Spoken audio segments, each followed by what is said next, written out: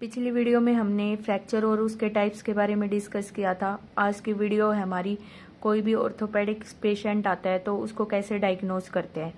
तो जैसे कोई भी फ्रैक्चर का केस आ गया या फिर कोई भी सॉफ्ट इंजरी का केस आ गया, जैसे स्प्रेन स्ट्रेन का, उसको कैसे डायग्नोज करेंगे। तो सबसे पहले तो जैसे हिस्ट्री लेते हैं, आपको पता है। तो हिस्ट्री में क्या लेंगे, जैसे बायोग्राफिक डाटा लेते हैं, पेशेंट का नेम एज सेक्स पूछते हैं, एज, फिर नेम पूछने के बाद फिर क्या करते हैं, एज पूछते हैं। एज क्यों जरूरी होती है, जैसे कई फ्रैक्चर होते हैं फॉर एग्जांपल, तो वो जैसे कुछ बच्चों में ज़्यादा देखने को मिलते हैं, कुछ एडल्ट्स में ज़्यादा देखने को मिलते हैं। तो वही है, उससे क्या होता है, डायग्नोसिस में हेल्पफुल होते हैं वो। जैसे बर्थ के केस पे हमारे नॉर्मली कौन कौन से फ्रैक्चर, जैसे क्लेविकल फ्रैक्चर हो गया, ह्यूमरस का फ्रैक्चर हो गया, ब्रेकियल प्लेक्सिस इंजरी हो गई, ये हमें बर्थ के टाइम पे देखने को मिलती है। उसके अलावा जो हमारा सुप्राकोंडाइलर फ्रैक्चर होता है ह्यूमरस का, वो हमें अर्ली चाइल्डहुड में देखने को मिलता है।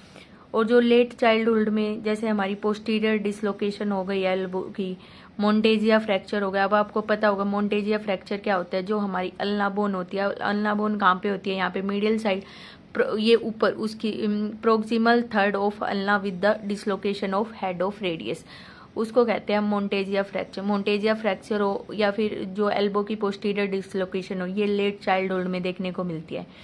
जो अब हमारी लॉन्ग बोन्स होती है, जैसे हमारी फीमर हो गई, ह्यूमरस हो गई, रेडियस हो गई, अल्ना हो गई, इनका जो फ्रैक्चर्स होता है मेनली एडल्ट्स में देखने को मिलता है। और हिपो शोल्डर डिसलोकेशन भी एडल्ट्स में देखने को मिलते हैं। तो और अब एल्डरी में जैसे हमारा कोलिस फ्रैक्चर हो गया, जैसे ये 50 to 60 अराउंड जो एज होती है ना, एल्डरी जो पेशेंट्स होते हैं उनमें ज़्यादा देखने को मिलता है। और कोलिस फ्रैक्चर कौन सा होता है हमारा, डिस्टल एंड ऑफ रेडियस, ये वाला distal end of radius with the dorsal tilt के साथ जो होता है, उसको कहते हैं हम कोलिस फ्रैक्चर। या फिर नेक ऑफ फीमर का जो फ्रैक्चर होता है वो एल्डरी में देखने को मिलता है। तो इस वजह से ये हमें थोड़ा सा हेल्पफुल हो जाता है डायग्नोज करने पे, कि एज के बेस पे हम पेशेंट को डायग्नोज कर सकते हैं। कि जैसे मैंने अभी बताया, जैसे क्लेविकल फ्रैक्चर है, ह्यूमरस फ्रैक्चर है, चिल्ड्रंस में देखने को मिलता है, सुप्राकोंडाइलर का अर्ली चाइल्डहुड में देखने को मिलता है, लॉन्ग बोन का एडल्ट्स में देखने को मिलता है, कोलिस फ्रैक्चर और फीमर का फ्रैक्चर हमें एल्डरी में देखने को मिलता है। उसके अलावा थर्ड फैक्टर आता है हमारे सेक्स। सेक्स क्यों इम्पोर्टेंट है, जैसे सेक्स से क्या होता है, जैसे कोलिस फ्रैक्चर है, जो ये कोलिस फ्रैक्चर है, ये मैंने अभी बताया था कि एक तो एल्डरी में देखने को ज़्यादा मिलता है, एक फीमेल्स, जो एडल्ट फीमेल्स होती हैं, एल्डरी फीमेल्स होती हैं, उनमें ज़्यादा देखने को मिलता है कोलिस फ्रैक्चर। उसके अपोजिट अगर हम बात करें मेल्स में जो सुप्राकोंडाइलर ह्यूमरस का फ्रैक्चर्स हो जाता है, जो ह्यूमरस बोन है उसका जो कोंडाइल्स होते हैं, उन सुप्राकोंडाइलर फ्रैक्चर हो या फिर पोस्टीरियर डिसलोकेशन ऑफ एल्बो जो होती है, ये हमारी मेल्स में ज़्यादा कॉमन होता है।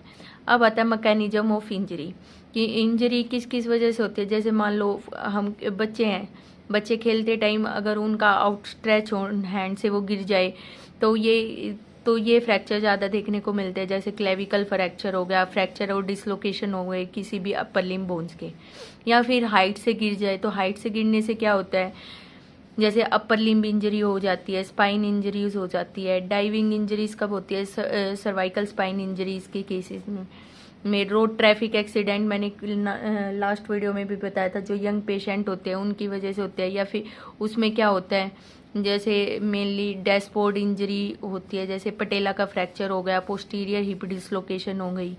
उसके अलावा स्पोर्ट्स इंजरी में मेनली फ्रैक्चर जो होते हैं वो कॉमन होते हैं, एंकल का, शोल्डर का, एल्बो का, नी जॉइंट इंजरीज, ये ज़्यादा कॉमन होते हैं।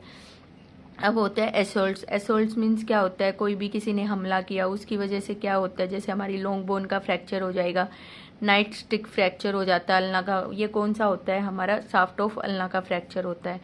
अब ट्राइवल फॉल से क्या होता है, कोलिस फ्रैक्चर होता है, नेक ऑफ फीमर का फ्रैक्चर होता है। तो ये एक आइडिया सा लग जाता है कि हाँ, अगर हमारा आउटस्ट्रेच हैंड से पेशेंट गया तो कौन कौन सा फ्रैक्चर हो सकता है, हाइट से गया तो कौन सा फ्रैक्चर हो सकता है, रोड ट्रैफिक एक्सीडेंट से कौन कौन से फ्रैक्चर ज़्यादा देखने को मिलते हैं। तो ये था मैकेनिज्म ऑफ इंजरी। अब अगर हम नेक्स्ट है हमारा क्लिनिकल फीचर्स। अब अगर हम फ्रैक्चर के क्लिनिकल फीचर्स की बात करें तो सबसे पहले होता है पेशेंट के वहाँ पे बहुत ज़्यादा पेन होता है।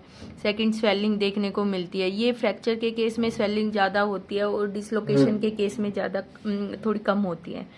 नेक्स्ट होता है हमारे डिफॉर्मिटी। डिफॉर्मिटी भी डेवलप हो जाती है फ्रैक्चर के केस में, और जो पेशेंट की उस पार्ट पे रेंज ऑफ मोशन कम हो जाएगी, और वो जो पार्ट है वो अफेक्टेड पार्ट है पेशेंट उसको ज़्यादा यूज में नहीं ले पाएगा।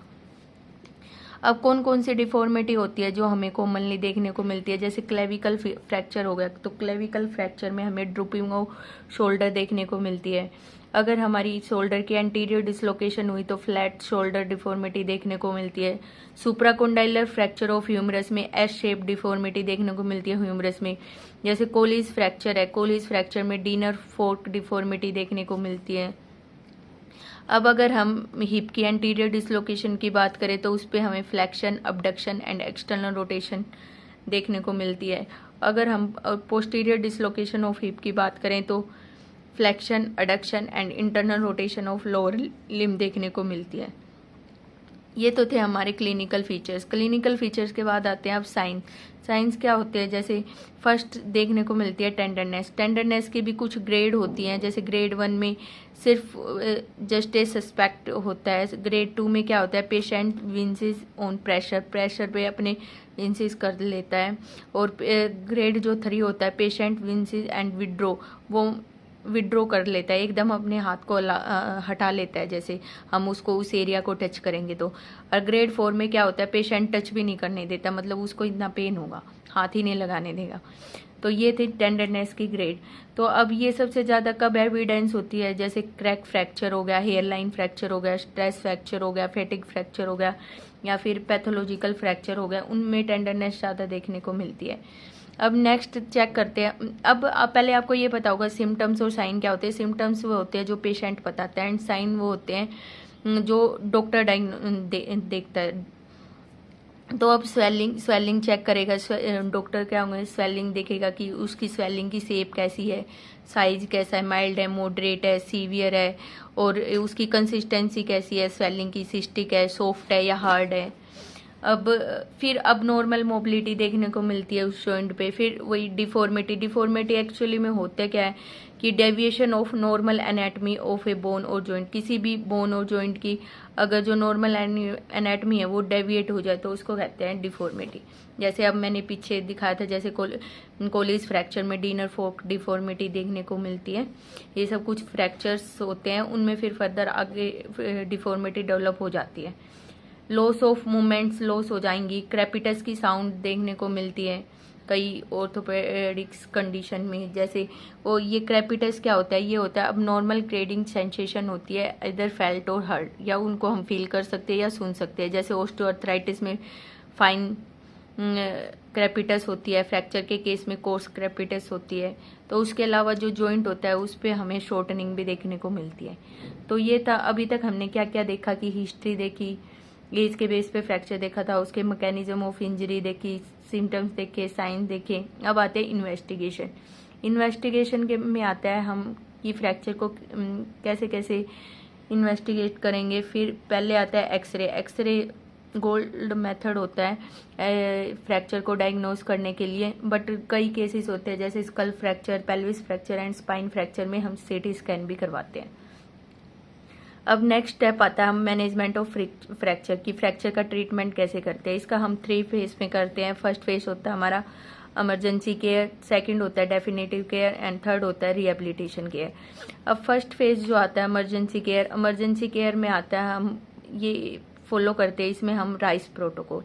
राइस प्रोटोकॉल में क्या होता है, आर मीन्स होता है रेस्ट, आई मीन्स होता है इमोबिलाइजेशन उस या फिर आइस थेरेपी देते हैं उस पार्ट को, C means compression, E means elevation. मतलब जैसे एंकल स्प्रेन वगैरह कोई भी एक्यूट इंजरी का केस आया हमारे पास इमरजेंसी में तो पहले उस पार्ट को राइस प्रोटोकॉल देते हैं। फिर सेकंड आता है डेफिनेटिव केयर। डेफिनेटिव केयर के भी 3 मेन प्रिंसिपल्स होते हैं इसमें, reduction, immobilisation and the preservation of function. अब फर्स्ट आता है हमारा रिडक्शन। रिडक्शन क्या होता है, रिडक्शन वो होता है जो हमारे जो ये वो टेक्निक होती है, technique of setting a displaced fracture to a proper alignment. जो फ्रैक्चर डिस्प्लेस्ड हो गए हैं उनको प्रॉपर अलाइनमेंट में लाने की जो टेक्निक होती है ना, उसको कहते हैं रिडक्शन। ये भी 2 टाइप्स की होती है, close and the open. Close में क्या होता है, क्लोज होती है हमारी जो हम फ्रैक्चर को नॉन ऑपरेटिव मेथड से ट्रीट करते हैं। उसको कहते हैं हम क्लोज रिडक्शन। ओपन रिडक्शन जैसे किसी को स्लैब वगैरह लगा दिया या कास्ट लगा दिया तो वो आ जाएंगे, वो आते हैं क्लोज रिडक्शन में। अब ओपन रिडक्शन में ऑपरेटरली किसी पे को ठीक करते हैं तो वो आते हैं ओपन में। जैसे हम के वायर डाल देते हैं, ये इंसिजन वगैरह लगाते हैं तो ये आते हैं ओपन रिडक्शन में। अब सेकंड है हमारा इमोबिलाइजेशन। इमोबिलाइजेशन में क्या होता है, it necessary to maintain the bones in reduce position. ये क्यों जरूरी होता है, बोन को रिड्यूस पोजीशन में मेंटेन करने के लिए जरूरी होता है। अब 2 टाइप्स के होते हैं ये भी मोबिलाइजेशन, एक्सटर्नल और इंटरनल। एक्सटर्नल मोबिलाइजेशन में आते हैं जैसे प्लास्टर कास्ट यूज करते हैं, और इंटरनल में जैसे रोड्स डाल दी, प्लेट्स डाल दी, स्क्रू डाल दिए। कुछ ये फिर हमारे प्लास्टर कास्ट होते हैं और उनके यूजेस होते हैं। जैसे हम सर्वाइकल स्पाइन डिजीज में कौन सा कास्ट लगाते हैं, मिनवेरा कास्ट एंड द रीजर कास्ट लगाते हैं।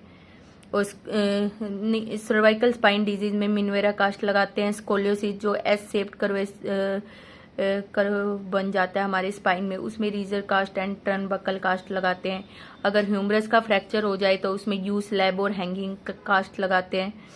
और कोलिस फ्रैक्चर हो जाए तो कोलिस कास्ट लगाते हैं। ये फीमर का फ्रैक्चर हो जाए तो हिप स्पाइका देते हैं। स्पाइका क्या होता है, जब हमारे लिम्ब और जो ट्रंक का पार्ट होता है वो इंक्लूड होता है, उसको बोलते हैं स्पाइका। जैसे शोल्डर इमोबिलाइज में शोल्डर स्पाइका देते हैं, और पटेला के फ्रैक्चर में हम सिलेंड्रिकल कास्ट देते हैं, और टिबिया के फ्रैक्चर में पीटीबी कास्ट देते हैं। तो ये था हम कि कैसे कैसे हम फ्रैक्चर को डायग्नोज करते हैं और उसका ट्रीटमेंट क्या होता है। नेक्स्ट आने वाली वीडियो में हम हर एक फ्रैक्चर के अलग अलग से टाइप्स पढ़ेंगे और उनका मैनेजमेंट देखेंगे। तो like, share and subscribe my channel. Thank you.